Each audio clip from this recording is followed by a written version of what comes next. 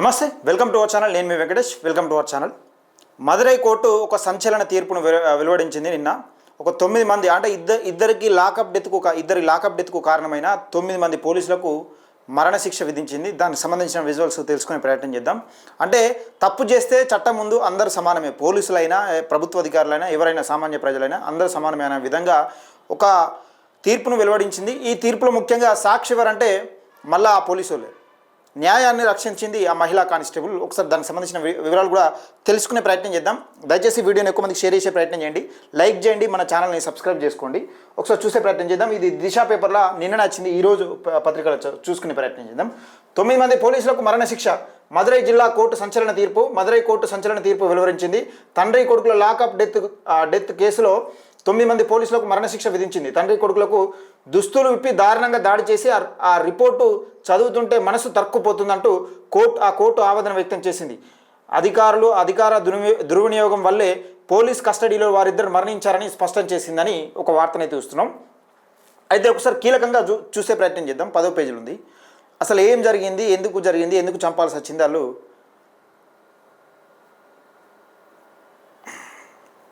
ఈ తీర్పుతోని పోలీసులకు కూడా భయం ఉంటుంది.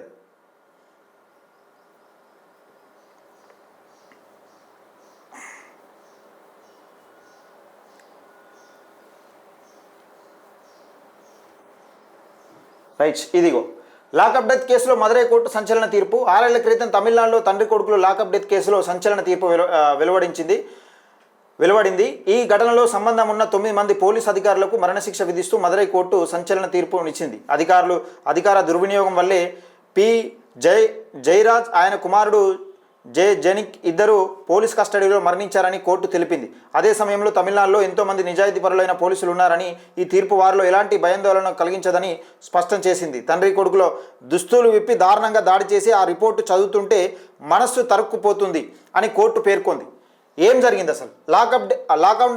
లాక్డౌన్ సమయంలో టైం గడిచిన తర్వాత కూడా మొబైల్ షాపు తెరిచి తీసినందున జయరాజ్ జెనిక్ను అరెస్ట్ చేసినట్లు పోలీసులు చెప్పారు. వాళ్ళను శాతాకులం పోలీస్ స్టేషన్కు తీసుకెళ్లారు. ఆ మరుసటి రోజు కోర్టు వారిని జ్యుడిషియల్ కస్టడీకి పంపించింది. ఆ తర్వాత కొన్ని రోజులకే తండ్రి కొడుకులను ఇద్దరు మరణించారు. పోలీస్ స్టేషన్లో దారుణంగా దాడి చేయడంతో వాళ్ళిద్దరు మరణించినట్లు కుటుంబ సభ్యులు ఆరోపించారు. మద్రాస్ హైకోర్టు ఆదేశాలతో సిఐడి నుంచి కేసు సిబిఐకి తీసుకొని దర్యాప్తు చేసింది. కేసులో సంబంధం ఉన్న 10 మంది పోలీసులను అరెస్టు చేసి వీరిలో ఒక ఇన్స్పెక్టర్, 2 ఏఎస్ఐలు, 7 కానిస్టేబుల్ ఉన్నారు. 10 మంది, మొత్తం 10 మంది. వీరందరినీ మర్డర్ ఆరోపణలతో ఛార్జ్షీట్ ఫైల్ చేసింది. ఈ కార్యక్రమంలో జయరాజ్ బెనిసింగ్ పెట్టిన కేసు తప్పుడు కేసు అని తేలింది. దీనివల్ల వీళ్ళందరికీ మరణశిక్ష విధించారు. మరి అసలు ఏం జరిగిందంటే, ఇగో 9 మందికి పోలీసులకు మరణశిక్ష. 6 ఏళ్ల క్రితం దేశవ్యాప్తంగా తీవ్ర సంచలనం సృష్టించిన తమిళనాడులో తండ్రి కొడుకుల లాకప్ డెత్ కేసులో మదురై కోర్టు ఇవాళ సంచలన తీర్పు వెలువరించింది. కస్టడీలో ఉన్న తండ్రి కొడుకులు మృతికి కారణమైన 9 మంది పోలీసులకు మరణశిక్ష విధించింది. వివరాల్లోకి వెళ్తే 2020 జూన్ 19 కరోనా లాక్డౌన్ సమయంలో నిబంధనలకు విరుద్ధంగా మొబైల్ షాప్ తెరిచారనే ఆరోపణలతో వ్యాపారి పి జయరాజ్ ఆయన కుమారుడు జె బెనిసింగ్కు తుత్తుకుడి జిల్లా సత్తంకులం పోలీస్ అరెస్ట్ చేశారు. వారిని రాత్రంతా పోలీస్ స్టేషన్లోంచి పైశాచికంగా చిత్రహింసకు గురి చేశారు. అసలు షాపు లాక్డౌన్ సమయంలో షాప్ తెరిచి ఉంటే దానికి ఒక నిబంధన ఉంటుంది, దానికి ఒక పద్ధతి ఉంటుంది. దాన్ని కొట్టాల్సిన అవసరం ఏమున్నది? లాకప్ డెత్ అంటే చనిపోయేంత కొట్టాల్సిన అవసరం ఏమున్నది?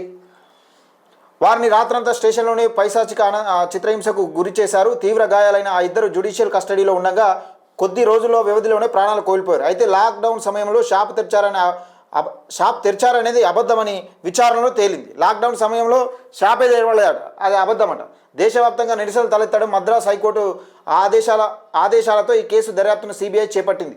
ఈ ఘటనలో పాలు పంచుకున్న ఓ ఇన్స్పెక్టర్, 2 ఏఎస్ఐలతో సహా 10 మంది పోలీసులను అరెస్టు చేసి హత్య కేసు నమోదు చేసింది. తండ్రి కొడుకులకు రాత్రంతా దారుణంగా కొట్టారని, బల్లులు లాఠీలపై రక్తపు బల్లలు లాఠీలపై రక్తపు మరకలు ఉన్నాయని ఓ మహిళా కానిస్టేబుల్ ఇచ్చిన వాంగ్మూలం ఈ కేసుకు కీలకంగా మారింది.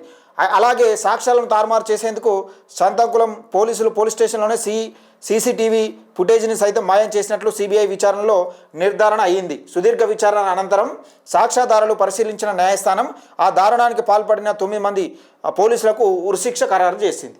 అంటే వీళ్ళు కొట్టింది వాస్తవమే, లాక్డౌన్లో ఆ షాపు తీసింది వాస్తవం కాదు, అది లాక్డౌన్లో షాపు తీసింది వాస్తవం కాదని తేలిపోయింది. వీళ్ళు కొట్టింది వాస్తవం అని తేలింది. రక్తపు మడగలు బల్లలు లాఠీల మీద రక్తపు మడకలతోని ఉన్నదట. అది ఎవరో కాదు, మళ్ళా ఆ పోలీస్ స్టేషన్లో పనిచేస్తున్న మహిళా కానిస్టేబుల్ చెప్పింది.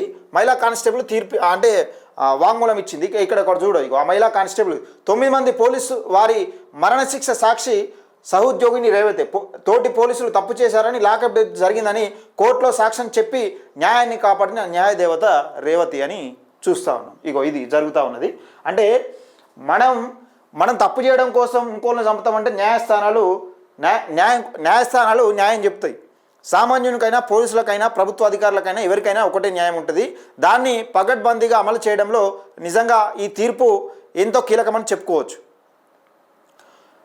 లాక్డౌన్లో ఓన్లీ ఒక షాప్ తీసిందన్న ఉద్దేశం కొద్దీ తీసుకుపోయి కొట్టి నానా హింసలు పెట్టి చిత్రహింసలు పెట్టి అసలు లాకప్ డెత్కు కారణమైన 9 మంది పోలీసులకు మరణశిక్ష విధించింది. నిజంగా ఇది ఒక సంచలన తీర్పు అని చెప్పుకోవచ్చు. ఒక సామాన్యునికి భరోసానిచ్చే తీర్పు. అలాగే ఆ తీర్పు ఇస్తూ కోర్టు ఏం చెప్పిందంటే మదురైలో ఎంతోమంది నిజాయితీ గల పోలీస్ ఆఫీసర్లు ఉన్నారు, ఈ తీర్పు వాళ్ళకేం వేటు పడదని చెప్పింది కీలకంగా. నిజాయితీ గల పోలీస్ ఆఫీసర్లకు ఎందుకు పడుతుంది? తప్పు చేస్తూ సామాన్య ప్రజలను ఇబ్బంది పెట్టే పోలీసులకే ఇది చెంపపెట్టేలాగా ఉంటుంది. దయచేసి మిత్రులారా, ఇట్లా న్యాయం కోసం మనం అన్యాయం జరిగినప్పుడు న్యాయం కోసం సంప్రదించాలి, న్యాయస్థానాలను సంప్రదించాలి. అలాగే న్యాయం కోసం పనిచేసే పోలీసులు కూడా ఉంటారు ఇందులోనే. ఈ రేవతి గారే దానికి నిదర్శనం. న్యాయం కోసం పనిచేస్తున్నారు, తోటి వాళ్ళు తప్పు చేసిరని కీలకంగా అక్కడ చెప్పి ఈ న్యాయస్థానం న్యాయాన్ని బతికించింది.